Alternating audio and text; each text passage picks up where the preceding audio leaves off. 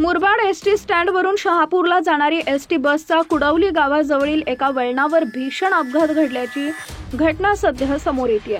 कुडवली गावाजवळ एका वळणावर चालकाचं नियंत्रण सुटल्यामुळे 70 प्रवाशांनी भरलेली एसटी बस रस्त्याच्या कडेला असलेल्या नाल्यात पलटी झाली आणि त्यानंतर सगळीकडे प्रवाशांची आरडाओरड सुरू झाली. बसमध्ये सगळीकडे रक्त पडलेलं दिसत होतं. शहापूरला जाणाऱ्या या एसटी बसच्या भयंकर अपघातामध्ये बसमध्ये बसलेल्या 35 प्रवाशांसोबत जे काही भयंकर घडलंय ते ऐकून तुमच्याही अंगावर काटा येईल.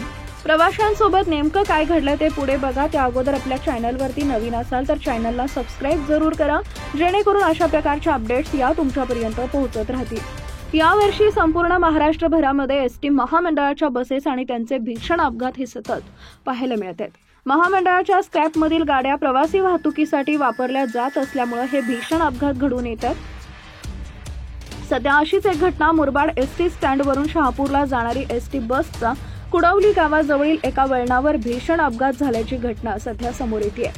कुडवली गावाजवळ एका वळणावर चालकाचं नियंत्रण सुटल्यामुळे 70 प्रवाशांनी भरलेली एसटी बस रस्त्याच्या कडेला असलेल्या नाल्यात पलटी झाली, पण सुदैवानं रस्त्याच्या कडेला असलेल्या एका झाडामुळे ही बस तारली गेली.